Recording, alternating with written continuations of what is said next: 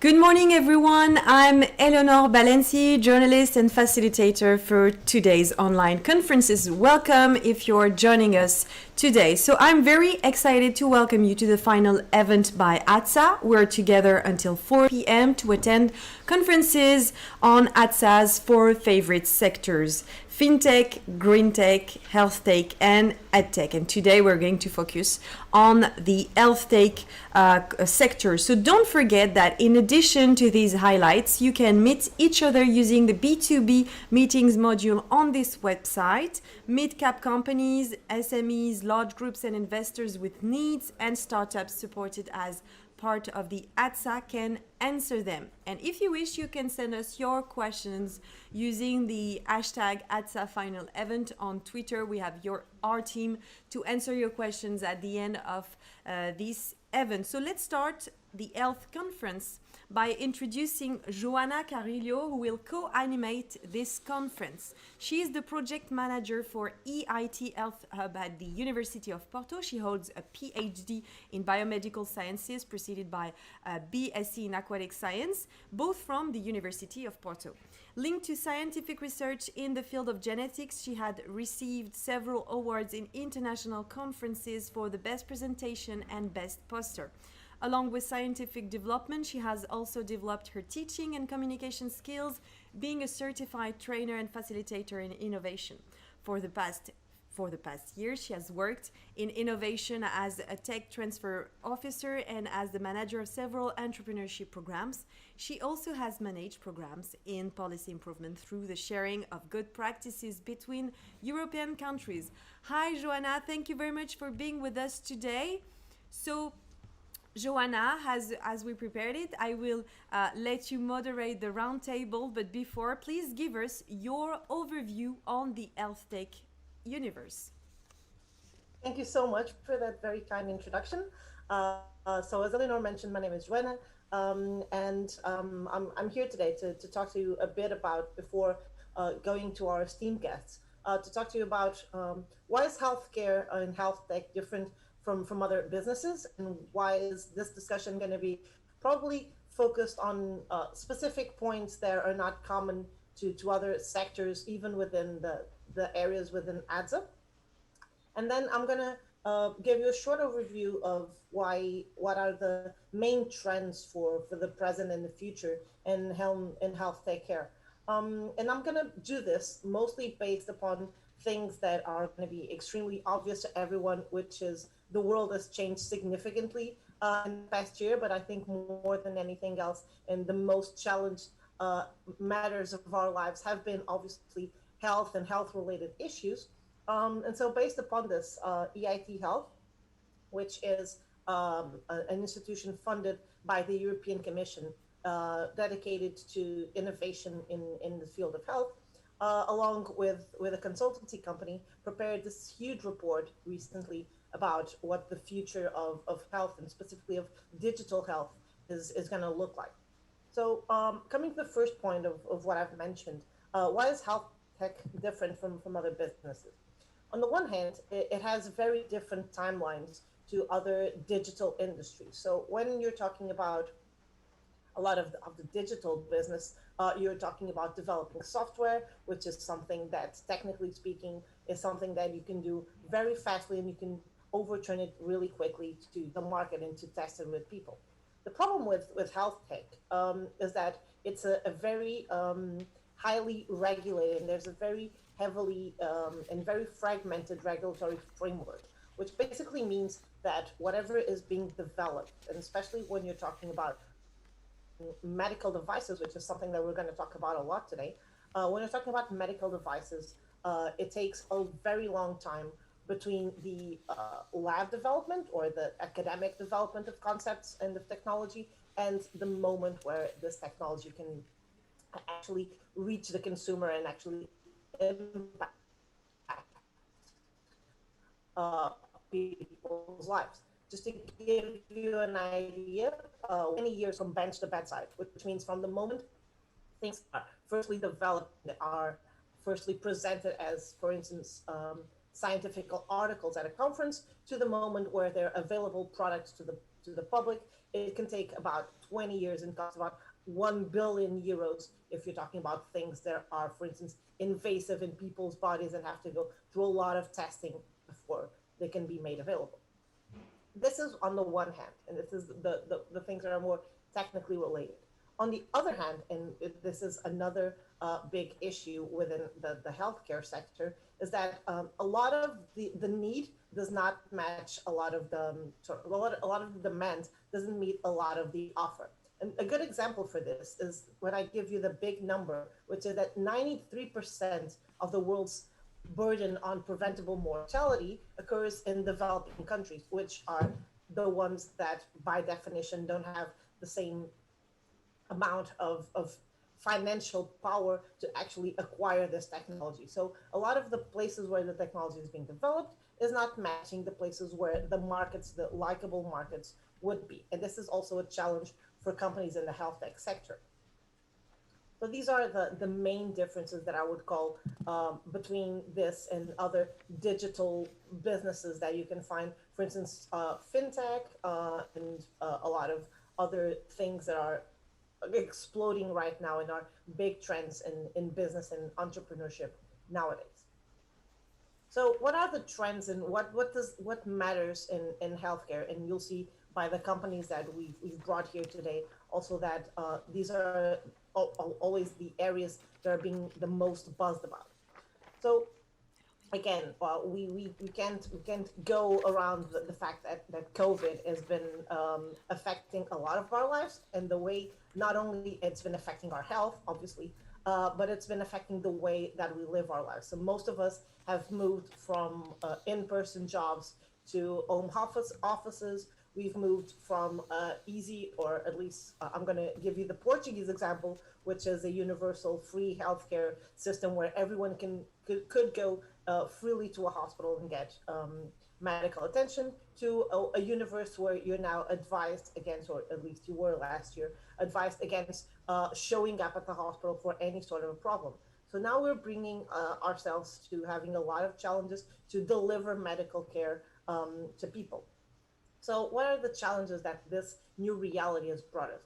On the one hand, obviously, you have to talk about things about telemedicine and wearable devices and things that can give doctors access to portable points of care or to real-time data in terms of managing chronic diseases, and patients that can manage their diseases themselves without having to interact directly with their doctors or their healthcare providers. So there's a big trend now in developing remote patient monitoring, wearable devices, and everything that's connected to the Internet of Things or the Internet of Medical Things, if you want to be really specific. And obviously, with all this data moving around, there's on the one hand a lot of things that have to be connected to data protection, cybersecurity. So that's also a very big developing area. And again, because now we're generating more data, whether or not we have the COVID problem, but we're generating a lot every day. We're talking about having to manage this data between different systems. So if I have, for instance, a smartwatch that's measuring my blood pressure, and then I have another device that's managing my blood sugar levels, all of the data that's been collected from all of these devices has to work within each other, and it has to be compatible with the hospital's health records and medical records. So a lot of things are done in interoperability also. Finally, there are new areas that are being now brought into medical care that were traditionally associated with other things, like the use of virtual reality and augmented reality, which are now being extremely useful in terms of delivering new sorts of techniques to approach diseases and to approach medical care.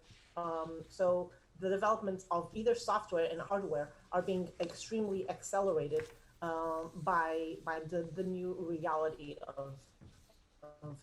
And finally, and obviously this something that's across every sector, we're developing a lot of apps, a lot of mobile apps, because again, it's all about empowering the citizens to take care of their own health care and health monitoring.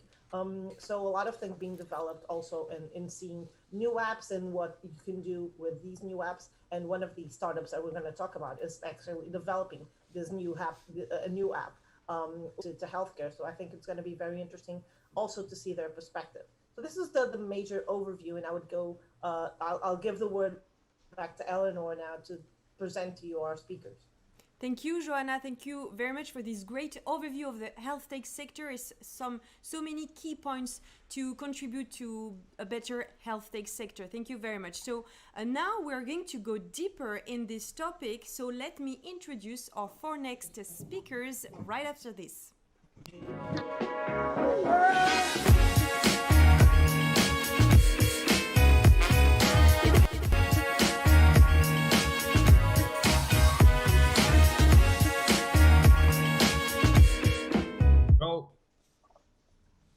So we are very happy to have four guests today for this Healthtech conference, starting with Olivier Menu. He's an engineer by training and had worked in France, hi Olivier, in the US for large organizations like IBM. He is the CEO and co-founder of OSO AI, a company that develops new AI-based services to help frail people and their caregivers. And it raised 4 million euros in 2020 and currently employs 25 people in Grenoble, Toulouse, and Brest. We also have with us Thomas Thompson. He's the CEO of Rockfield Medical Devices, a startup based in Ireland that has a highly skilled and committed team of experts developing a pipeline of innovative tube feeding products that will transform users' mobility and quality of life. Rockfield Medical Innovation has won multiple recognitions in the industry and have been awarded at Horizon 2020, EIC, and Disruptive Technologies Innovation Funding. Manuel Escobar Gomez is with us. He's the CEO, CTO, and co-founder of Healthy Blue Bites. He had developed innumerable projects for third parties since 2000 and specialized in e-health since 2006. Healthy Blue Bits creates digital solutions that focus on generating healthy habits in users through education in the three fundamental pillars of health: nutrition, physical activity, and rest. And finally, Luis Antunes is full professor at the University of Porto, member of the General Council of the University, and co-founder of 3 spin-offs from the University of Porto. One of those, Healthy Systems, a company that has expertise in several computer areas, such as cybersecurity, data protection, and health information systems integration. Welcome, everyone. Thank you very much for being a part of the ADSA final event. And now back to you, Joanna, for the roundtable. Thank you, Eleanor, so much for this introduction. And thank you all for being here today. I would like to start off our conversation, and I'm going to do this in basically just using the order that Eleanor just used, because I have no other one that's better than that one. And so even though we've heard a bit about your companies, I would love if you could just present us in like a short amount of sentences exactly what is your company's focus and what drove you to focus on the area that you're focusing on. So I would go to Olivier to start with. Yeah, thanks, Joanna, for the question, and thanks, Eleanor, for the introduction. So a few words about OSO AI. So basically, our starting point is to provide new kind of services for fragile people based only on sound analysis. So the real starting point is to acknowledge that when you are at home, for example, in your couch, just by listening, you will be able to have a very clear view of what's going on. Basically, what your children are doing in their rooms, or what is taking place in the kitchen, for example. So in few words, if you need or not to intervene, if you need or not to move and to take action. So that was the starting point of our company, and we decided to use the new capabilities from AI, especially in sounds understanding, sounds analysis, to provide this kind of services directly into nursing homes. So our company is putting some very small microphones inside nursing homes rooms. Those devices are understanding what's going on in the rooms, and they do inform caregivers when they need. So we find ourselves like information providers for caregivers, and obviously as well for fragile people and especially elderly people. So as said today, as said by Eleanor, we are 25 people today, and we raised 4 million euros last summer. Okay, that's great. So I have a lot of follow-up questions for you, obviously regarding how this probably impacted your activity, given what this year represented for healthcare services, and especially for those who are most fragile, mostly elderly people. But I'm gonna go with that. I'm really excited to talk about that, but I'm gonna go with that in a couple of minutes. I would just ask then Thomas right now to present to us Rockfield Medical Devices. Right, you're muted.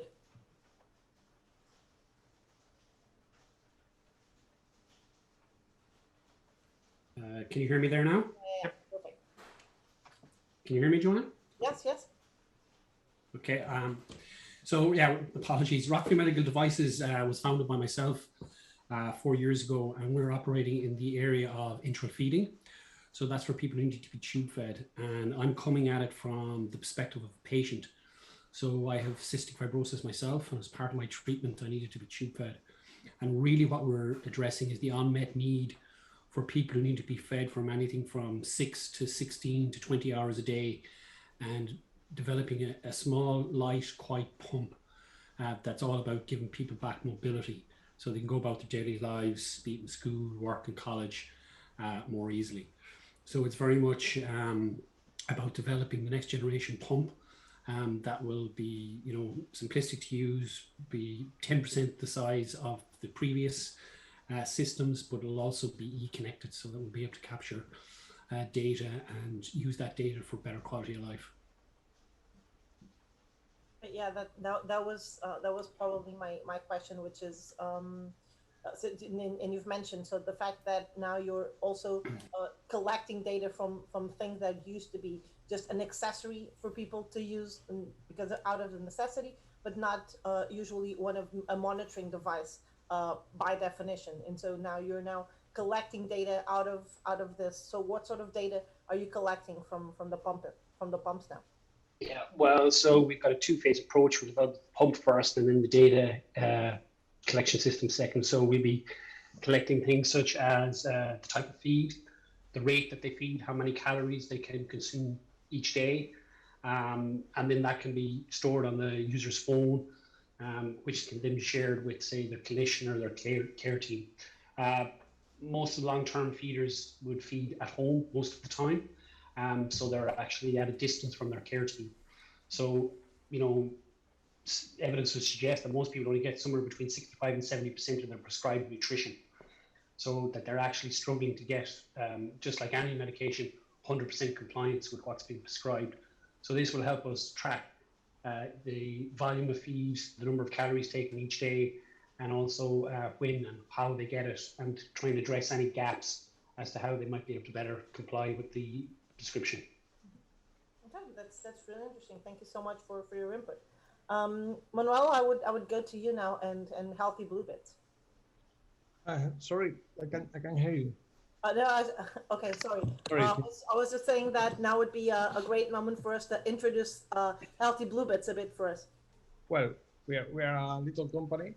We are focused on childhood obesity. We create some products about that, digital products, applications, mobile applications. Now we are focused on new products, call it, name it Sporty Family, because our focus is the family.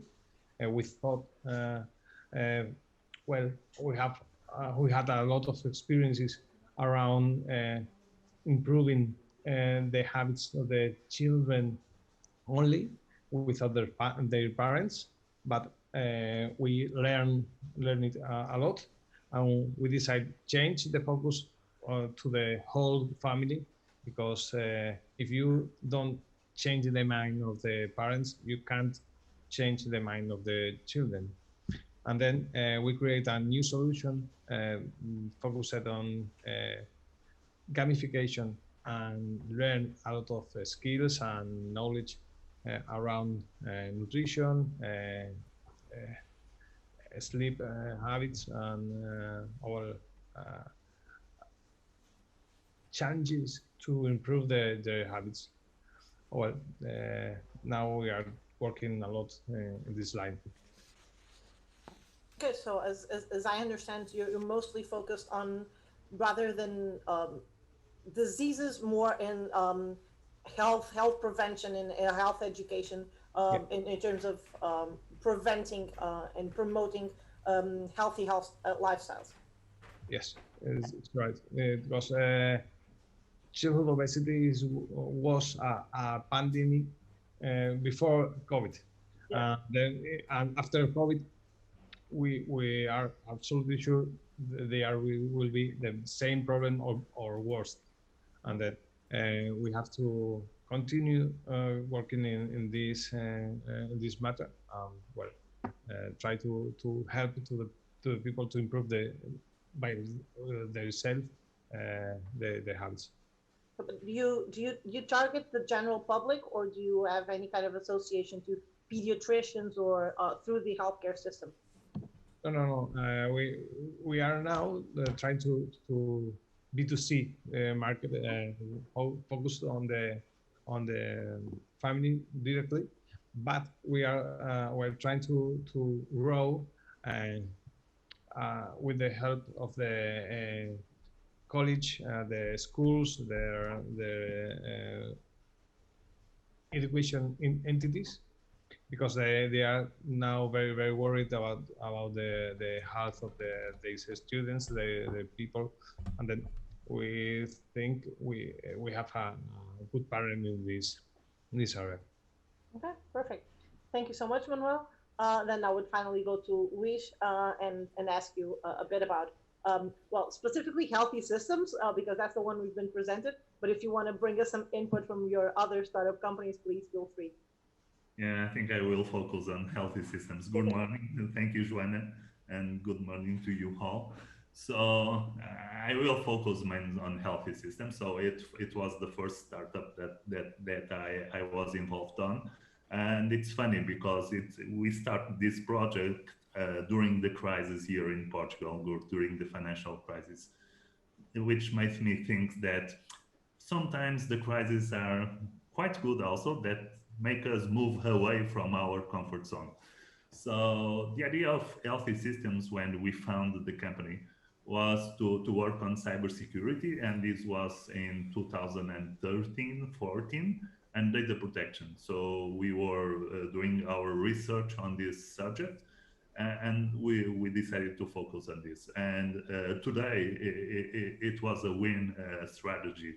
So based on the GDPR and all of this new digital transition, the hospitals, they are using more and more information systems and technology, and cybersecurity and data protection is a big issue nowadays. So ransomware attacks and stuff like this. So we have some products. So before the GDPR, we decided to build a platform as a service for pseudonymization of data. So we knew that data, and we strongly believe that data is a critical asset for developing new products, new services, and new insights for healthcare.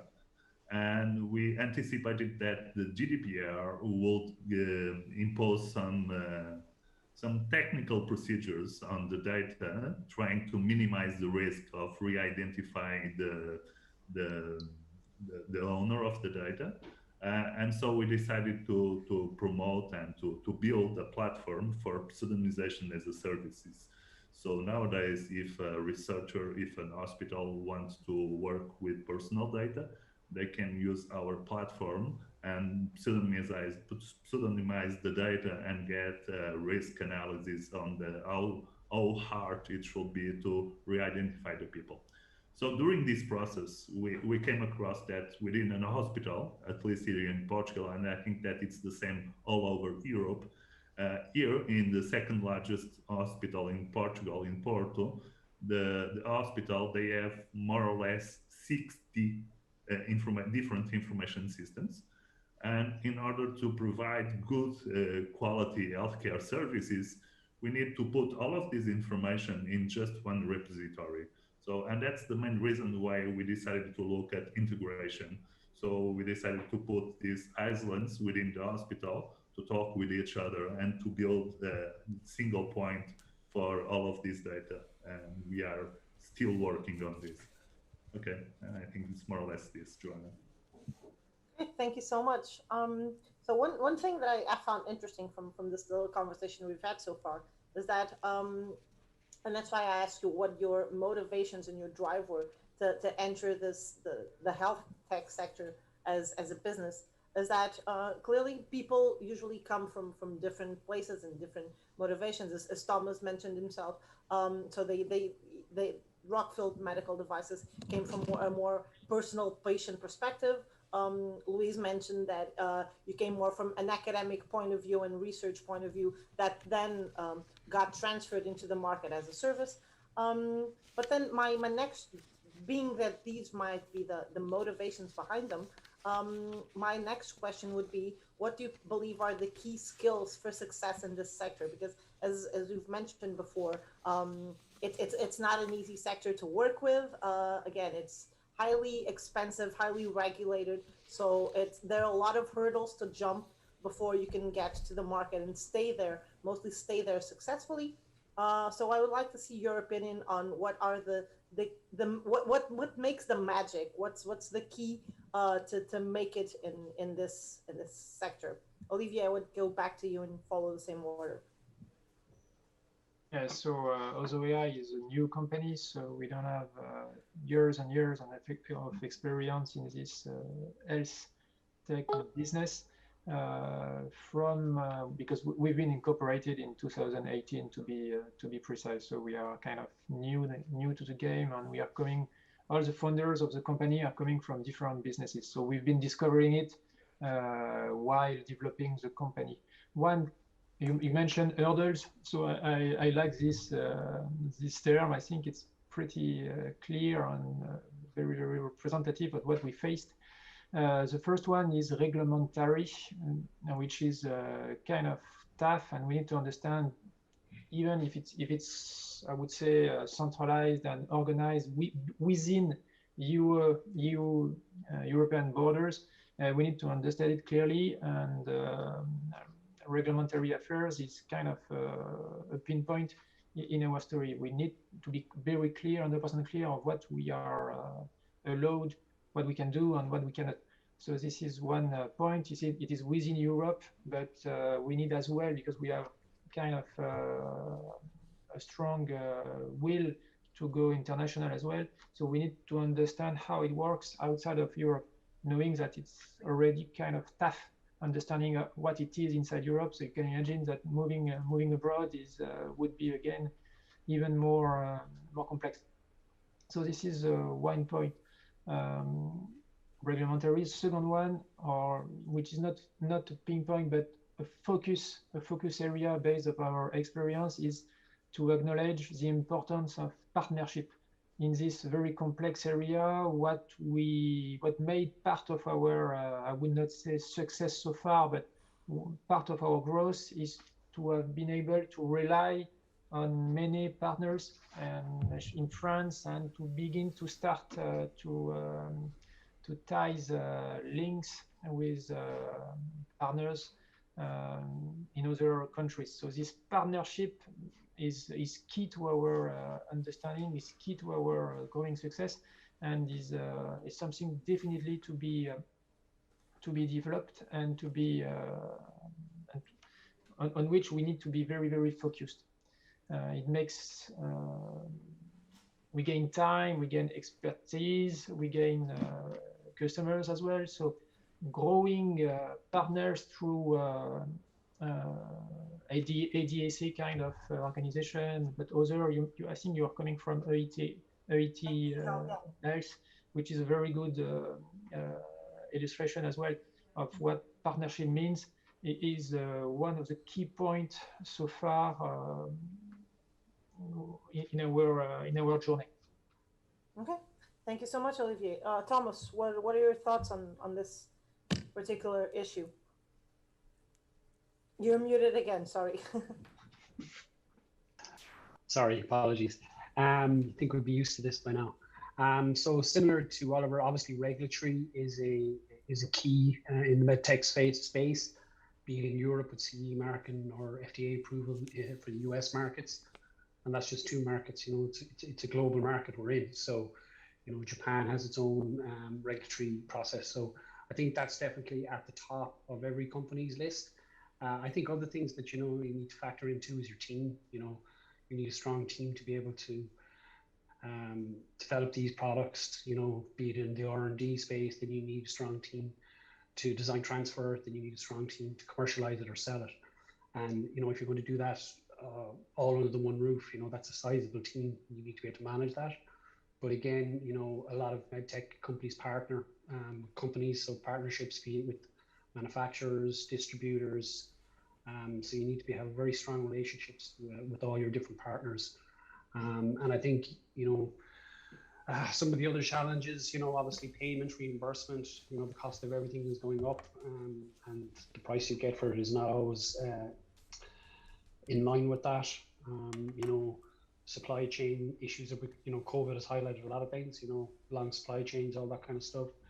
You know, so I think people are rethinking, you know, the length of their supply chains, where they are, how they can access them, try to future-proof them a little bit more. So I think there are, you know, a couple of other things. You know, the trend is towards, if you're developing a product now, it really needs to have some element of data capture on it, or else somebody will come out and supersede you with a product that does. So I think you need to kind of future-proof your products, you know, so that they are wearable, they can capture data, and then that data is actually of some use to either the user or the care team. So I think there's some of the challenges that kind of, you know, anybody will face as they come with a new product into this market. Okay. No, I think that makes perfect sense. And I'm very curious to hear what Manuel's point of view is, since you're developing such different kinds of products, and I'm putting a lot of quote marks here, obviously, because again, when you're developing a device versus when you're developing software solutions, you're obviously gonna face and need different things up ahead, and then face obviously different challenges. So Manuel, what's your point of view as a software developer? Well, in addition what was commented by my colleagues, from my point of view, we can summarize it in 5 skills that are as simple as complex to execute. First one, identify in as much as detail as possible the profile of the person to whom we want to add value. Second, define a product based on the value we bring to the user and not our personal preferences and priorities. Sure. And third, make the product sustainable by growing at the appropriate speed and acceleration. Obviously, correctly interpreted the information that the user provides us with their experience. And in conclusion, knowing how to prioritize based on our resources, the decision to make based on this data, because well, they are telling us something. Well, understand and do the best for you to improve. So from your perspective, it's a very collaborative perspective, not only with partners that are also companies, but also with the users themselves, and receiving a lot of feedback from the users themselves. All for the user. Without the user, it's not has any sense. The focus of the user are the key point of our company and our growing, of course. Okay, thank you so much. Luis, I'd go back to you and kind of hook from what Manuel was saying. which is since you work with institutions rather than with people, do you find it that this is a similar process of co-creation and co-interpretation, or do you just deliver a service more than already prepared service rather than this co-development that Manuel was working about? Joanna, we typically claim that our motto to the hospitals and to the healthcare sector is the following: your problem is our problem. So we try to help them to solve problems. That's our key motto. So and from your initial question on the key skills to be successful in healthcare, I would say that it will be resilience. I was thinking a bit about it, and I think it's more or less the same thing in every startup and spin-off from a university when you try to do some technology transfer and you are a bit early and you arrive a bit early, then you need to be resilient. Because in our case, at least, as we were trying to push for the cybersecurity and privacy, so when the GDPR started to move around, it was a really hype for us within the hospitals. And whenever there is a ransomware attack somewhere else in the world, we have phone calls from hospitals here in Portugal claiming, "Oh, we need to look at this, so it's our problem." So I would say that it's resilience, and most of the times these spin-offs they arrive early in the market, and they need to be resilient to be there on time. Yeah, I understand. And obviously, as you said, timing and opportunity is everything, which sort of connects to. I'm going to switch a bit the questions I had planned because again, I think we need to talk about how healthcare and especially the health tech sector needed to change necessarily with the COVID-19 pandemic. And obviously, I'm sure that for a lot of companies, it's the silver lining out of this is that it created a lot of opportunities and a lot of demand that was not there before. So I'm sure that this obviously had an impact. But a bit catching on something that Thomas mentioned, which had to do with future-proofing your technology and of thinking about the future, is that how do you envision for your specific areas of expertise and activity, how do you envision the future? And so what has changed for the present, and what is your perspective for the future? Do you believe that obviously new trends will come up, but what do you think are the main challenges that you're going to face in the future from this point on? Olivier, I would go back to you now. Yes, so COVID has been quite a challenge, and I cross fingers that we are moving away from it. I'm not so sure, but let's hope. And from our business standpoint, we are working with nursing homes, with hospitals as well, and the situation is quite clear. They are exhausted. They need to heal. They need to recover. They need to have the energy to move forward and to take plan and to move away from this pandemic story. So I would say that a lot of opportunities, because crises make changes.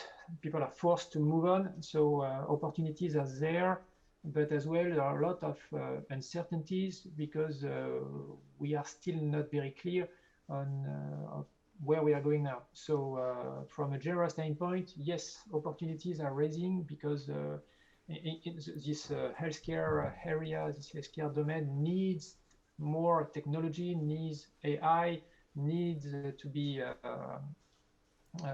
to welcome new services. So clearly, clearly opportunities lie there. So this is a bright part of it. On the other hand, as I said, people are exhausted. So the timing is still to be seen and to be consolidated to see how this will move in the next months, or let's say the next quarters. But I do feel quite optimistic And based on not based on my face, but based on the discussion I have with my customers, I do feel quite optimistic on what's going on in this very given and very challenging area, which is Healthtech. So I think I would just comment maybe what Louis said on this when he mentioned that we need to be resilient. I think it's much more than resilient. It's this Healthtech business for me. It's more like a die-hard kind of game, basically. So I will raise it to the next level of resilience. Yes, definitely. Thank you so much, Olivier. Thomas, going back to you, and since like you've mentioned as Olivier did, that regulatory frameworks are extremely important in this sector. Do you think that the fact that we now had to, and again, a lot of quote marks, rush through a lot of approvals because we needed fast solutions to come up, do you think that this is a trend that we can now see for the future? Do you think that regulatory frameworks will alleviate somehow in order to expedite bringing technology to the market, specifically medical devices? It's a tough question. I'd like to say I think yes, but you just don't know. I mean, regulatory is there for first and foremost safety. So anything that changes needs to be, probably slower than has happened in the last 12 months. But I do think that one of the challenges ahead of us is things are going to change. Regulatory expectations will change. So it may not be that anything has changed, but the expectation from the customer or the patients is that these things should take quicker, given the speed of the vaccine rollout. For example, we worked with a company or a hospital system in the US who had a 10-year plan to implement remote clinics and monitoring prior to the pandemic, and they implemented it all in 2 weeks. So that's the kind of thing that can happen in a crisis. That would not have, they'd still be talking about this in 5 years. It wasn't the pandemic probably. So things can happen much quicker, and now we've seen that. But regulatory is there for a very important role. But that said, there is ways of speeding that up and still maintaining the integrity and safety. And I think that's where the challenge is for the regulatory authorities, because they will now be looked at. Is it really necessary for 10-year approvals for certain products?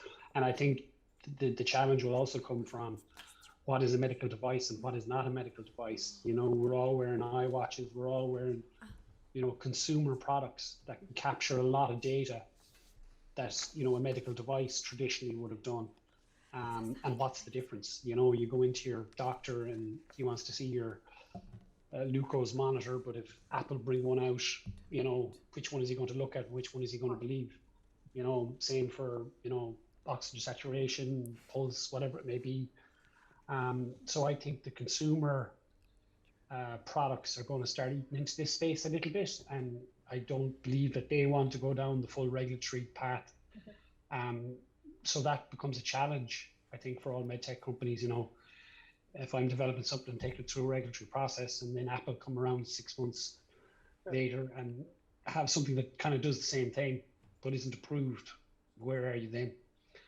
So I think that's a challenge as well, and that's a challenge for the regulatory authorities as well, because if that's what's happening on the ground, they can't ignore it. Yeah, of course. No, that makes perfect sense. Again, Manuel, I'll go back to you. Joanna, sorry to interrupt. I'm so sorry, but we have to conclude now. We only have a few seconds to conclude before the live goes automatically on a break. So thank you very much to all of you. Thank you, Joanna, for moderating this roundtable. Your analysis and views were valuable for this discussion. Thank you very much. In a few minutes, we'll be talking about going international in fintech. So don't miss the keynote and panel discussion with our guest in a few minutes now.